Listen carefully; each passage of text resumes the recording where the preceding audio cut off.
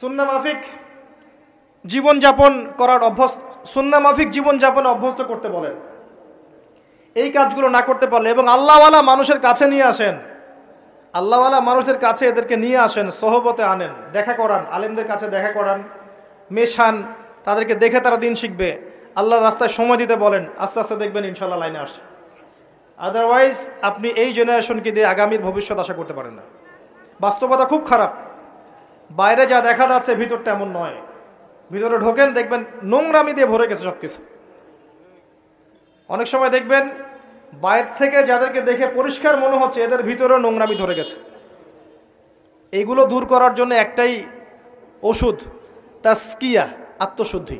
আমি সবাইকে অনুরোধ করব আল্লামা তকি উসমানী হাফিজাহুল্লাহর একটা বই পড়তে। আত্মশুদ্ধি ও তাসাউফ একটা বই আছে, আত্মশুদ্ধি ও তাসাউফ একটা বই আছে, আপনি পড়েন। আমি আপনাকে এনশিওর করছি আপনার কাছে মনে হবে যে প্রতিটা লাইন আপনার জন্য লেখা হয়েছে।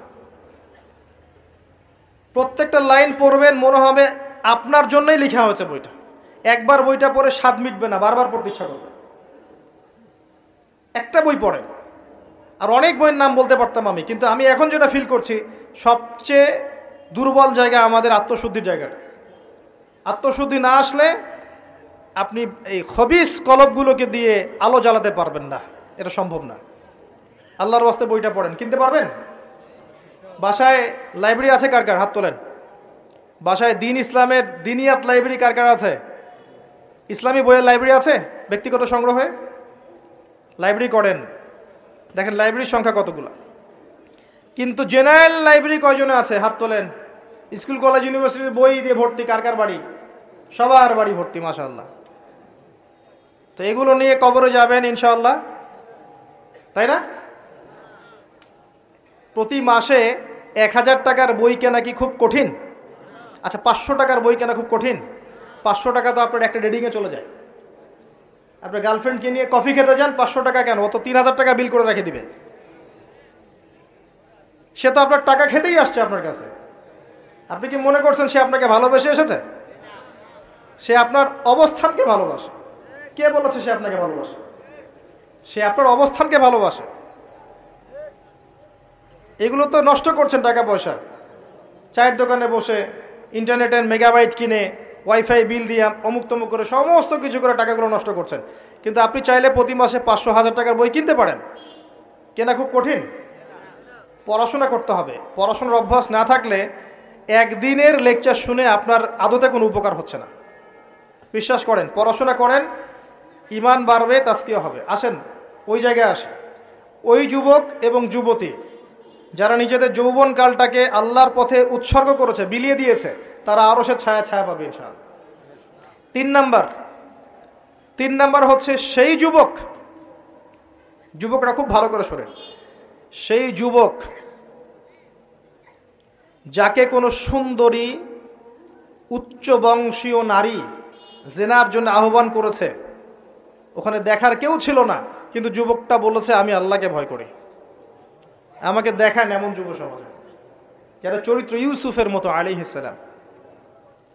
ইউসুফ আলাইহিস সালাম হচ্ছে আপনার চারিত্রিক আদর্শ। পড়ে দেখেন সূরা ইউসুফ।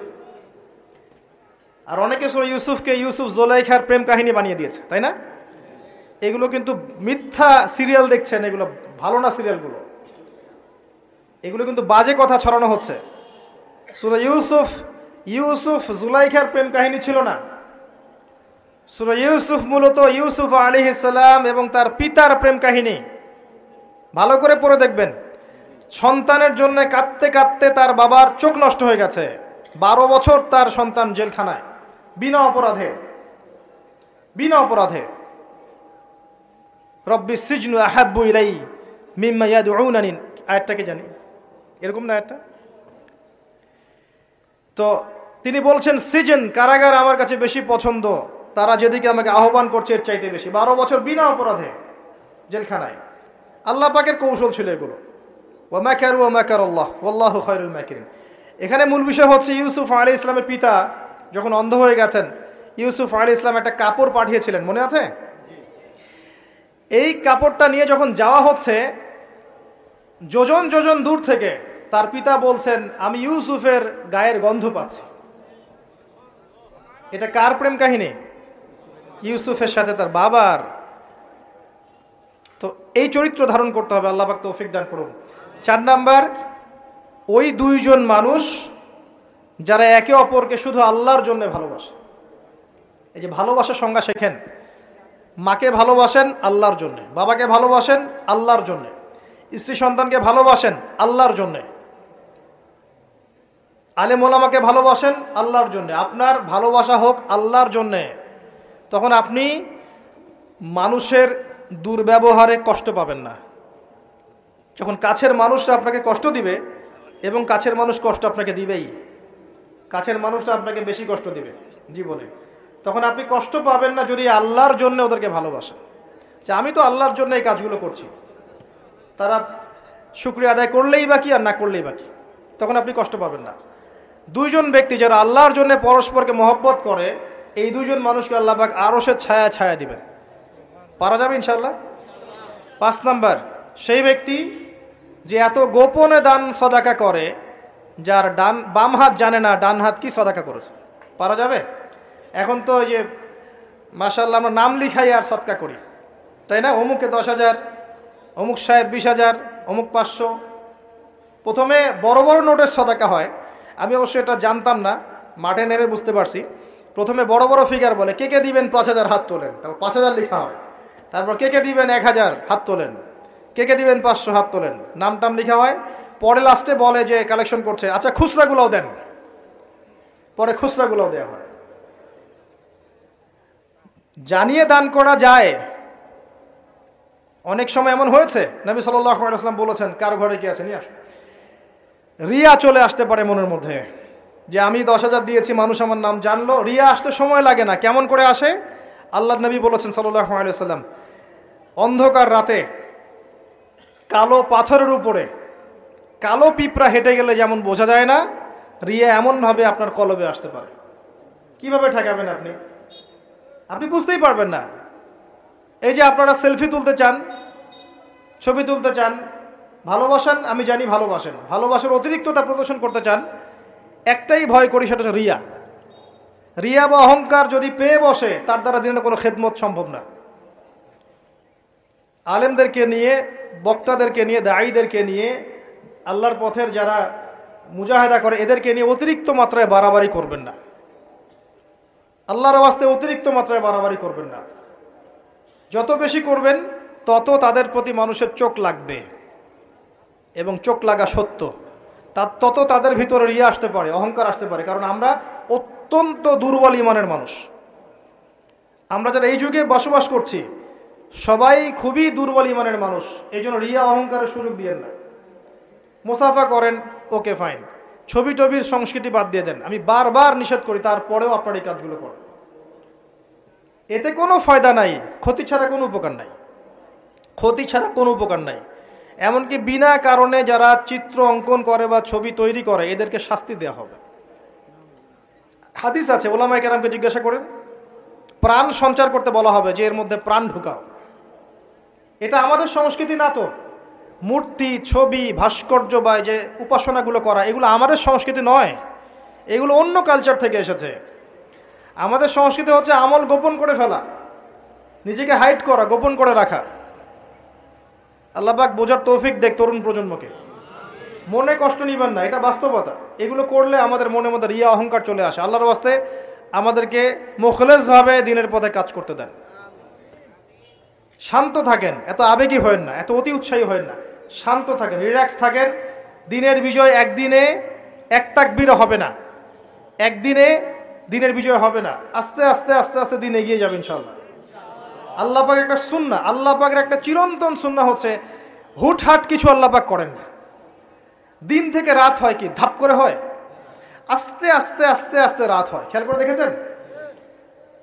তারপরে যখন দিন হবে, রাত আস্তে আস্তে কেটে যাবে, দিন আস্তে আস্তে আসবে। ধাপ করে সূর্যোদয় হয়? হয় না। এটা আল্লাহ সুন্নাহ, একবারে কিছু হয় না। আপনি অসুস্থ হয়েছেন, দেখবেন আস্তে আস্তে সুস্থ হবেন। খেয়াল করে দেখেন। আবার আপনি আস্তে আস্তে অসুস্থ হবেন, ধাপ করে হবেন না। আল্লাহ পাকের সুন্নাহ আছে। দিনের বিজয় নবী সাল্লাল্লাহু আলাইহি ওয়াসাল্লামের 23 বছর সময় লেগেছে। ধীরে ধীরে স্টেপ বাই স্টেপ হবে। অতএব অতি উৎসাহী হয়েন না, অতি আবেগী হয়েন না। কনস্ট্রাকটিভ কাজ করেন, মাথা ঠান্ডা রাখেন, অতি আবেগী হবেন না, রিল্যাক্স থাকেন, আস্তে আস্তে দিনের কাজ করেন, ইনশাআল্লাহ দিন এগিয়ে যাবে ইনশাআল্লাহ। বেশি বেশি মানুষকে দেখাতে যায়েন না। আমার কথা শোনেন, আজকে বাংলাদেশে কয়জন কাদিয়ানি হয়েছে, কয়জন খ্রিস্টান হয়েছে আপনি কি জেনেছেন? যারা করেছে ওরা কি ফেসবুকে স্ট্যাটাস দিয়েছে, ছবি দিয়েছে, আজকে অমুককে খ্রিস্টান বানালাম দেখেন, দিয়েছে? যদি দিত তাদের কাজে তারা এখন সফল হতো না। যদি ওরা শুরু থেকে এই কাজগুলো করতো তাদের কাজে তারা এত সফল হতো না। এখন দেখবেন কয়দিন পর কাদিয়ানীদের কনফারেন্স হবে, দেখে নিয়েন। কয়দিন পর দেখবেন যারা খ্রিস্টান হচ্ছে তারা প্রকাশ্যে সমাবেশ করবে, প্রকাশ্যে মানুষ শিয়া হয়ে যাচ্ছে, কত কি হয়ে যাচ্ছে আপনার খবরই নাই। প্রত্যন্ত অঞ্চলগুলো ঘুরে আসে দেখেন, এগুলো দিয়ে ভর্তি হয়ে গেছে। গলায় যে রশি এটা অলরেডি পরিয়ে টান দেওয়া শেষ, আর আমরা পরে আছি শোডাউন নিয়ে, ছবি তোলা, আপলোড দেওয়া, ভিডিও করা, এই করা। আমরা এত আবেগী কেন ভাই? যারা প্র্যাকটিক্যালি কাজ করছে ওরা এত আবেগ দিয়ে কাজ করছে না, প্র্যাকটিক্যালি কাজ করছে। দেখেন মাঠে ময়দানে কাজ করে শেষ করে ফেলছে। বিশ্বাস হচ্ছে না কথা? আপনি উত্তরবঙ্গ ঘুরে আসেন, গিয়ে দেখেন, পার্বত্য অঞ্চল ঘুরে আসেন, দেখেন। আর আমরা পড়ে আছি আইওয়া শোডাউনে। একটা লেকচার দিলে মনে হয় যে সারা জগতের মানুষকে জানাতে না পারলে ভালো লাগে না। গাড়ি থেকে নামবো, সারা দেশের মানুষ দেখুক আমি গাড়ি থেকে নামছি, ঠিক আছে? একজন ভাইকে পেয়েছি, সেলফি ফেসবুক তুলে, মানে একাকার অবস্থা, দেখুক সারা দেশের মানুষ যে উনি এসেছে স্টেজে। এতে করে উম্মার উপকার যতটুকু না করলেন, ক্ষতি করে ফেলেছে। এটা আপনারা বুঝতে পারছেন না। যাই হোক, আমি আশাও ছেড়ে দিয়েছি অনেক অংশে যে আপনারা বুঝবেন। বিশ্বাস করেন, মন থেকে অনেকটা আশাও ছেড়ে দিয়েছি যে আপনারা বুঝবেন। মাঝে মাঝে অবস্থা আমার এমন হয়ে যাচ্ছে।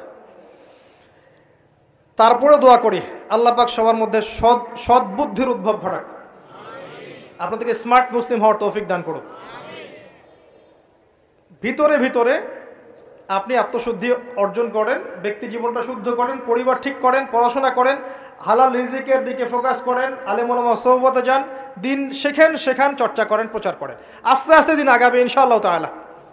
আল্লাহ পাক কি বলেছেন? ইউরিদুনা লিইউতফিউ নূরাল্লাহ, তারা চায় আল্লাহর নূরকে।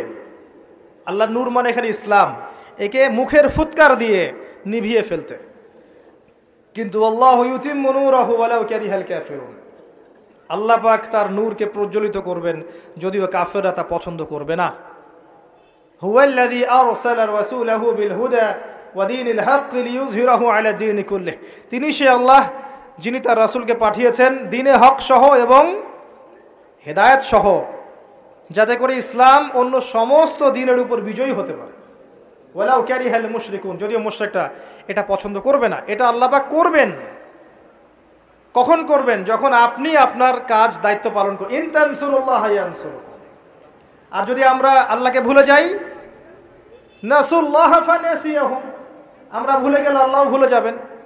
আল্লাহ তো ওয়াদা করেছেন যে আনতুমুল আলাউনা ইন কুনতুম মুমিনিন, তোমরা যদি মুমিন হতে পারো আল্লাহ তোমাদেরকে বিজয় দিবেন। ওয়ালা তাহিনু ওয়ালা তাহজানু, হীনবল হয় না, দুশ্চিন্তাও করো না। আল্লাহ তো ওয়াদা করেছেন।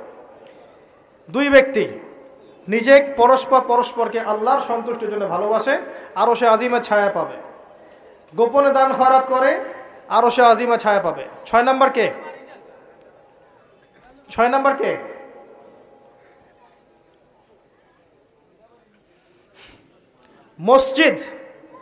মসজিদের সাথে যাদের কলব, অন্তর জুড়ে থাকে, এরা হচ্ছে এক শ্রেণী। আমি সিরিয়াল 1 নাম্বার বলেছি ন্যায় পরায়ণ বাদশা। 2 নাম্বার যুবক, যার যৌবনকালটা আল্লাহর পথে সে কাটিয়ে দিয়েছে।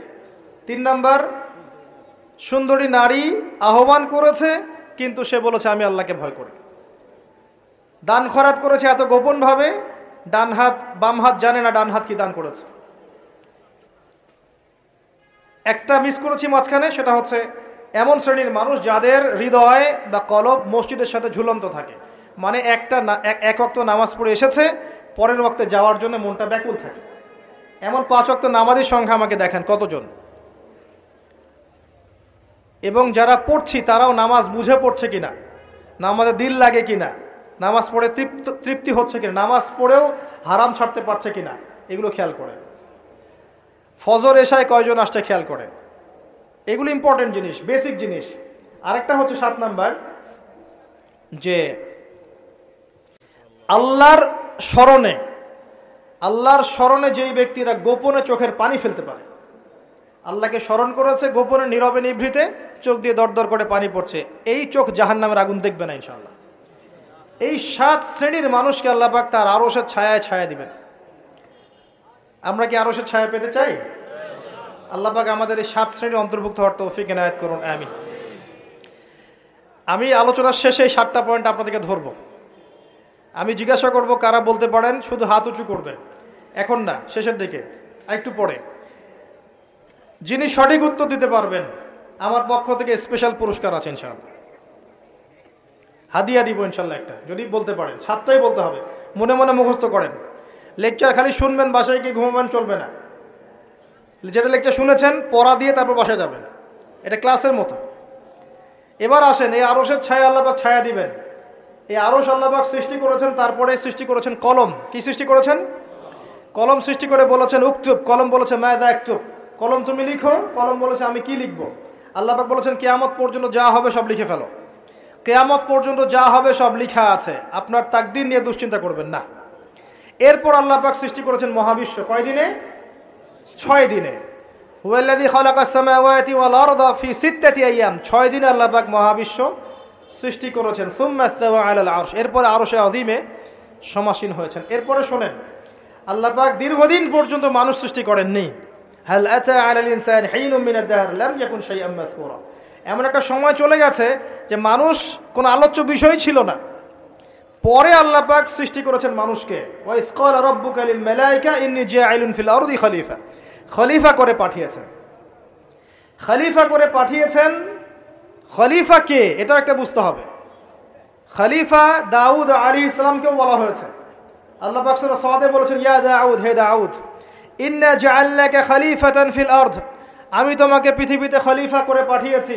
তোমার কাজ কি? তোমার কাজ হচ্ছে ফাহকুম বাইনান নাসি বিল হক, মানুষের মাঝখানে হকের মানদণ্ডে বিচার ফয়সালা করো। যারা আল্লাহর বিধান অনুযায়ী মানুষের মাঝখানে বিচার ফয়সালা করে এরা আল্লাহর খলিফা। যারা মানুষের মাঝখানে আল্লাহর বিধান দ্বারা বিচার ফয়সালা করে না তারা আল্লাহর খলিফা নন। কথা বুঝতে পারছেন? ওয়ালা তাত্তাবিউল হাওয়া, নিজের প্রবৃত্তির অনুসরণ করো না, তাহলে এটা তোমাকে আল্লাহর পথ থেকে বিচ্যুত করবে। আর যারা আল্লাহর পথ থেকে বিচ্যুত হয়ে গেছে তাদের জন্য অপেক্ষা করছে যন্ত্রণাদায়ক শাস্তি। বিমা নাসু ইয়াউমাল হিসাব, এই কারণে যে তারা হিসাবের দিন ভুলে গেছে। খলিফার ফাংশন আল্লাহর বিধান দিয়ে বিচার ফয়সালা করবে। আসেন, এরপরে আল্লাহ পাক আদম আলাইহিস সালামকে নাম শিক্ষা দিলেন। আমি শেষ করে দিচ্ছি, ফিনিশিং এর দিকে আসছি, আপনারা একটু ধৈর্য ধরেন। আল্লাহ পাক আদম আলাইহিস সালামকে সমস্ত নাম শিক্ষা দিয়েছেন, এমন কোনো নাম নাই যেটা আল্লাহ পাক তাকে শিক্ষা দেন নাই। ওয়াল্লামা আদামাল আসমাআ কুল্লাহা, আমি আদমকে সমস্ত নাম শিক্ষা দিয়েছি। এরপরে সুম্মা আরদাহুম আলাল মালায়েকা, এরপরে ফেরেশতাদের সামনে এনেছে এবং ফেরেশতাদেরকে বলেছেন, আল্লাহ বলেছেন তোমরা এই নামগুলো বলে দাও। তারা বলেছে লা ইলমা লানা ইল্লা মা আল্লামতানা। আল্লাহ পাক আদমকে বলেছেন আলাইহিস সালাম তুমি নামগুলো বলে দাও। এরপর তিনি সমস্ত নাম বলে দিয়েছেন। আল্লাহ পাক তারপরে বলেছেন আলাম আকুল লাকুম ইন্নী আ'লামু গায়বাস সামাওয়াতি ওয়াল আরদ ওয়া আ'লামু মা তুবদুনা ওয়া মা কুনতুম তাকতুমুন। আল্লাহ পাক এরপরে গিয়ে বলছেন ওয়া ইয কুলনা লিল মালাইকাতি ইসজুদু লি আদম। এই যে জ্ঞানের কারণে আল্লাহ পাক সম্মানিত করেছেন, এখন বলছেন সেজদা করো। কি কারণে আমরা সম্মানিত বলেন তো? জ্ঞানের কারণে। অতএব জ্ঞান চর্চা আমাদের প্রথম কাজ। ইকরা বিসমি রাব্বিকাল্লাযী খালাক, প্রথমে জ্ঞান, আগে পড়েন তারপর লিখেন, জ্ঞান চর্চা। জ্ঞানের কারণে সম্মানিত হয়েছে। তারপরে আল্লাহ পাক সেজদা করিয়েছেন। ফাসাজাদু, সবাই সেজদা করেছে, কে বাদ দিয়ে? ইল্লা ইবলিস, ইবলিস বাদ দিয়ে। ইবলিস কেন করলো না? আবা ওয়াস্তাকবারা, সে অহংকার করেছে, উদ্ধত আচরণ করেছে। সে যুক্তি দিয়েছে খালাকতানি মিন নার ওয়া খালাকতাহু মিন তিন, আমাকে সৃষ্টি করেছেন কি দিয়ে? আগুন দিয়ে, আদমকে মাটি দিয়ে, আমি কেন তাকে সেজদা করতে যাব? এই যে আল্লাহর আদেশকে লঙ্ঘন করা, আল্লাহর আদেশের বিরুদ্ধে কথা বলা চিরস্থায়ী জাহান্নামে যাওয়ার কারণ। ইবলিস কিন্তু কম জানতো এমন নয়। ইবলিস প্রচণ্ড জ্ঞানী ছিল, আবেদও ছিল। মনের অহংকারের কারণে সে ব্যক্তি জাহান্নামে চলে গেছে। আর সে কিন্তু ফেরেশতা ছিল না, সে ছিল জিনদের একজন। কানা মিনাল জিন, সূরা কাহফের মধ্যে আছে। এরপরে খেয়াল করে দেখেন, এই অহংকার যদি আজকে আমাদের মধ্যে চলে আসে, যত বড় ডিগ্রি সার্টিফিকেট থাক না কেন, আমার পরিণাম জাহান্নামী হবে না, আউযুবিল্লাহ। যার হৃদয়ের মধ্যে যাররা পরিমাণ অহংকার থাকবে আল্লাহ পাক তাকে জান্নাত দিবেন না। অহংকার আল্লাহর চাদর। অহংকার কার চাদর? আল্লাহর চাদর। আল্লাহর চাদর নিয়ে টানাটানি করলে আল্লাহ পাক জান্নাত দিবেন না। অহংকার কাকে বলে? বাতারুল হক ওয়া গমতুন নাস, সত্যকে প্রত্যাখ্যান করা আর অন্য মানুষকে তুচ্ছ তাচ্ছিল্য করা, এটা হচ্ছে অহংকারের নিদর্শন। আপনার ড্রেসটা সুন্দর হোক, কাপড় সুন্দর হোক, এগুলো অহংকারের নিদর্শন নয়। আল্লাহ পাক জামিল ইউহিব্বুল জামাল, আল্লাহ পাক সুন্দর, তিনি সৌন্দর্য পছন্দ করেন, এটা সমস্যা না। অন্যকে তুচ্ছ তাচ্ছিল্য করলে অহংকার হবে। আমি মূল পয়েন্টে আসছি। দেখেন, আদম আলাইহিস সালামকে আল্লাহ পাক জান্নাতে রাখলেন এবং তার সঙ্গিনী হিসেবে তিনি হাওয়া আলাইহিস সালামকে সৃষ্টি করলেন। কথা বুঝতে পারছেন? কি কারণে সৃষ্টি করলেন? আদম আলাইহিস সালামের একাকিত্ব এবং আল্লাহ পাকের দীর্ঘ পরিকল্পনা আছে, এবং ইবলিসকে দিয়ে পরীক্ষা করালেন আদম আলাইহিস সালামের কোন জায়গা থেকে হাওয়া আলাইহিস সালামকে সৃষ্টি করা হয়েছে বলেন? পাঁজরের হাড়, সোজা না বাঁকা? নবী সাল্লাল্লাহু আলাইহি ওয়াসাল্লাম বলেছেন, বাঁকা হাড়কে জোর করে সোজা করতে যেও না, ভেঙে যাবে, আর ওই অবস্থায় ছেড়ে দিলে বাঁকাই থেকে যাবে। নসিহতের মধ্য দিয়ে, উত্তম আচরণের মধ্য দিয়ে পথ চলতে হবে। ওয়া আশিরুহুন্না বিল মারুফ, এছাড়া কোনো অপশন নাই। আমার কথা শোনেন, এই জায়গা থেকে মেয়েদের পয়েন্টে আসছি আমি। আল্লাহ পাক আদম থেকে হাওয়া সৃষ্টি করেছেন আলাইহিস সালাম। নারী পুরুষ একে অপরের প্রতিদ্বন্দ্বী নয়, যেমনটা পশ্চিমারা শিখিয়েছে। এখনকার আধুনিকায়ন যা শিখাচ্ছে নারী পুরুষ একে অপরের প্রতিদ্বন্দ্বী, এখানে আল্লাহ বলছেন নারী পুরুষ একে অপরের পরিপূরক, একজন আরেকজনের অংশ, মহব্বত, ভালোবাসা, প্রণয়ের মাধ্যম, একে অপরের প্রতিদ্বন্দ্বী নয়। এখনকার সমাজ শিখায় ছেলে পারলে আমি কেন পারবো না, সে পারলে আমি কেন পারবো না, এটা শিখায় না? কাউন্টারিজম, মানে একে অপরের প্রতিদ্বন্দ্বী। আল্লাহ পাক বলছেন তোমরা একে অপরের পরিপূরক। খেয়াল করে দেখেন, এখান থেকে শুরু হয়েছে সৃষ্টি, তারপরে না সন্তান-সন্ততি জন্ম নেওয়া হয়েছে। এখান থেকে আপনাকে হেদায়েত নিতে হবে যে নারীদেরকে বলবো, আপনারা পুরুষদের প্রতিদ্বন্দ্বী নন, আপনারা পুরুষদের পরিপূরক। একজন নেককার নারী একজন পুরুষের পিছনে থাকলে এই পুরুষ বিশ্ব জয় করতে পারবে ইনশাআল্লাহ। পরে আসেন নূহ আলাইহিস সালাম, তার স্ত্রী কি ঈমান এনেছিল? ঈমান আনে নাই। এখানে মনে রাখবেন, আপনি যদি ঈমান না আনেন, আকীদা ঠিক না করেন, আমল ঠিক না করেন, আপনার পরিচয়, বংশ, গোত্র, বর্ণ আপনাকে বাঁচাতে পারবে না। নূহ আলাইহিস সালামের স্ত্রী জাহান্নামে চলে গেছে, লূত আলাইহিস সালামের স্ত্রী জাহান্নামে চলে গেছে, যদিও তারা নবীদের আন্ডারে ছিলেন। আল্লাহর রাসূল সাল্লাল্লাহু আলাইহি ওয়াসাল্লাম তার মেয়ে ফাতিমা রাদিয়াল্লাহু আনহাকে বলেছেন, দুনিয়াতে যা চাওয়ার আমার কাছে চেয়ে নাও, পরকালে তোমার উপকার করতে পারছি না আমি। আর ফাতিমা রাদিয়াল্লাহু আনহা কেমন মানুষ ছিলেন আপনারা জানেন। তো আমি আমাদের মা বোনদেরকে অনুরোধ করবো, আল্লাহকে ভয় করেন, নিজের নফস ঠিক করেন, নিজের কবরের ফিকির করেন, আমল আকীদা ঠিক করেন।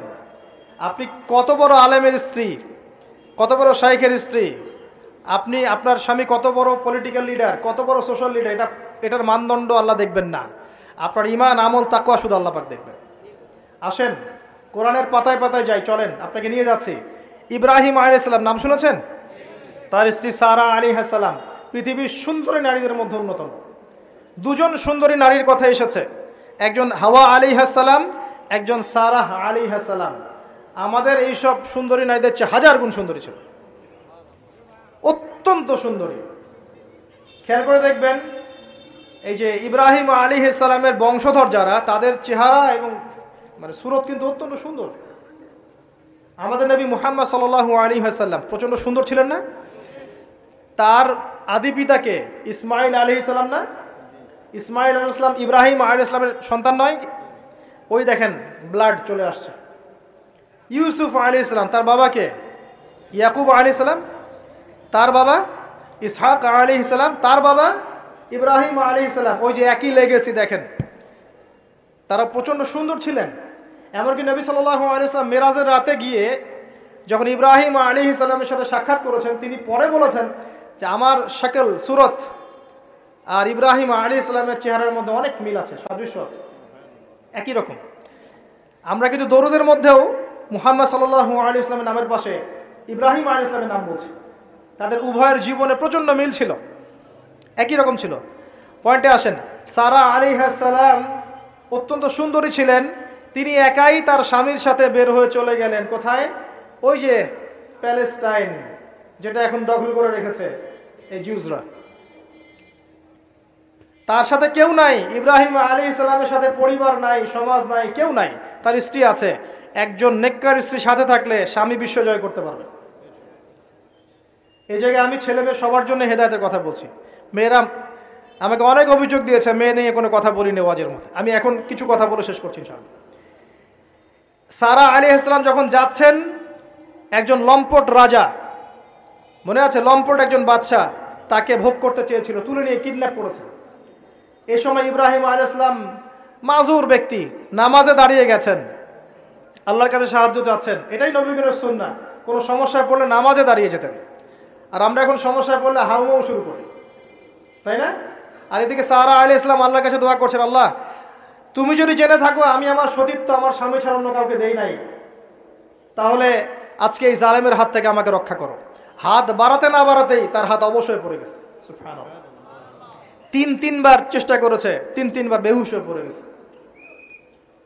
এই সারা আলাইহিস সালামের মতো সতীত্ব রক্ষাকারী জেনারেশন কি এখন আছে? এখন তো নিজে নিজের সতীত্ব বিলিয়ে দিতে পারলে বাঁচে। এমনকি কেউ যদি নাও নেয় সতীত্ব, দেখা যায় যে নগ্ন ছবি তুলে ইমো, ফেসবুক, হোয়াটসঅ্যাপে আপলোড দিয়ে শেষ করে ফেলছে, তাই করছে না? ভিডিও কলে প্রেম হচ্ছে, আপনার এই যে গার্লফ্রেন্ড বয়ফ্রেন্ডের সাথে কফি খাচ্ছে, বিছানায় যাচ্ছে, রেডিং করছে, বিয়ের আগে সব শেষ। বিয়ের পরে যখন এরা কোনো ঘরে যাবে, ওই ঘরে কি সুখ আসবে, শান্তি আসবে? মা বোনদেরকে বলবো, আর আমাদেরকে খেয়াল রাখতে হবে, আমরা যেন আমাদের ঘরে সারা আলাইহিস সালামের মতো মেয়ে স্ত্রী তৈরি করতে পারি। আল্লাহ পাক তৌফিক দান করুন। দেখেন সতীত্বের পাওয়ার, আল্লাহ পাক হাত অবশ করে ফেললেন।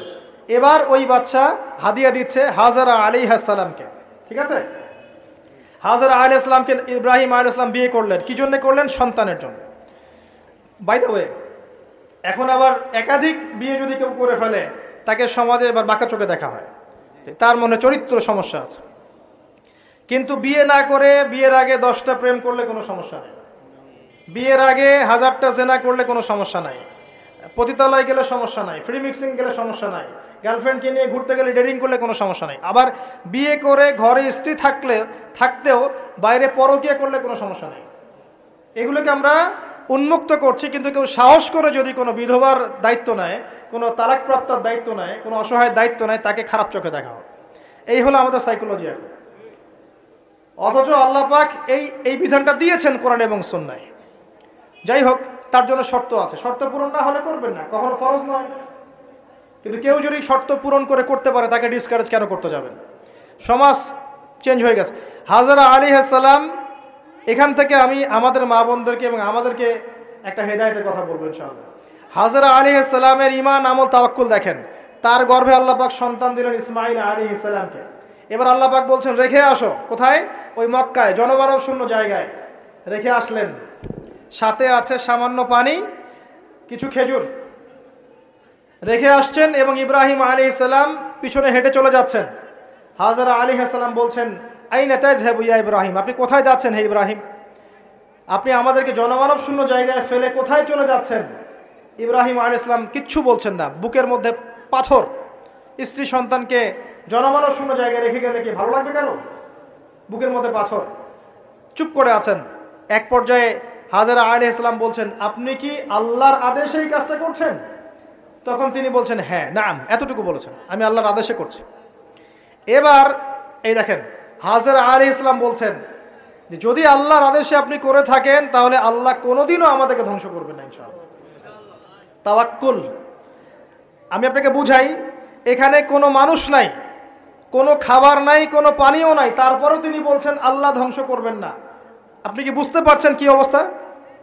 এবার খাবার পানি শেষ হয়ে গেল, সাই করছেন সাফা টু মারওয়া, মারওয়া টু সাফা, শুধু এক ফোঁটা পানির জন্য। কাকে খাওয়াবেন? বাচ্চাকে। এই দৌড়টা আল্লাহ পাকের কাছে এত পছন্দ হয়েছে, কিয়ামত পর্যন্ত হজের মধ্যে আল্লাহ পাক রেখে দিয়েছেন এটাকে। আপনি সাই করছেন, এটা কার সুন্নাহ? হাজারা আলাইহিস সালামের। হজের ম্যাক্সিমাম কাজগুলোই তাদের পরিবার কেন্দ্রিক। জামরায় পাথর নিক্ষেপ করা, এই যে তাওয়াফ করছেন, মাকাম ইব্রাহিমে দাঁড়িয়ে নামাজ পড়ছেন, সব কিন্তু এই বংশের সাথে জড়িত। এই ইসমাইল আলাইহিস সালাম